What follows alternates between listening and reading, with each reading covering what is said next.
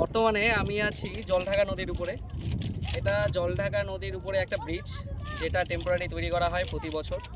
বর্ষার সময় ফ্লাডে এই ব্রিজটা ভেঙে যায় এবং তারপরে আবার এই ব্রিজটা তৈরি হয়। এই জায়গাটা যদি দেখাই, জায়গাটা যতটা সুন্দর মনে হচ্ছে, তার থেকে বড় এই জায়গাটার একটা সমস্যা, সেটা হচ্ছে এই জায়গার যে মানুষ আছে, মানুষগুলো সাধারণত কৃষিকাজ এবং মৎস্য চাষি, মানে মৎস্য জীবিকার উপরে তারা নির্ভর করে। কিন্তু এই জায়গাতে যখন আমরা রিচ করলাম বা আমি রিচ করলাম, রাস্তাটা এতটাই দুর্গম ছিল যে এখানে আমাদের এসে পৌঁছতে প্রায় 45 মিনিট সময় লেগেছে। এবার এখান থেকে যে প্রাইমারি হেলথ কেয়ার সেন্টার আছে, সেই হেলথ কেয়ার সেন্টারের দূরত্ব প্রায় অ্যারাউন্ড 10 কিলোমিটার, কিন্তু সেখানে পৌঁছতে প্রায় 45 মিনিটের মতন সময় লাগে।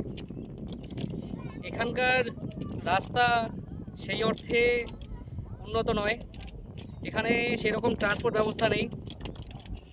তাহলে একবার ভেবে দেখুন, আমরা এখন 21st সেঞ্চুরিতে আছি, যেখানে ইন্ডিয়া হেলথ কেয়ারের উপর এআই ইমপ্লিমেন্ট করছে, নতুন নতুন বড় বড় হসপিটাল তৈরি হচ্ছে, স্বাস্থ্য নিয়ে এত কথা বলছে, কিন্তু এই রকম অনেক জায়গা আছে, অনেক রুরাল প্লেস আছে, যেখানকার হেলথ সিস্টেম এখনও পর্যন্ত মানুষের চোখে পড়ে না।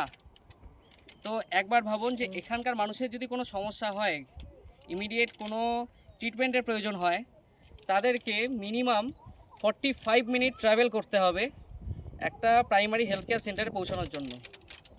তাহলে আমাদের হেলথ ইকোসিস্টেম এখনও পর্যন্ত কোথায় দাঁড়িয়ে আছে?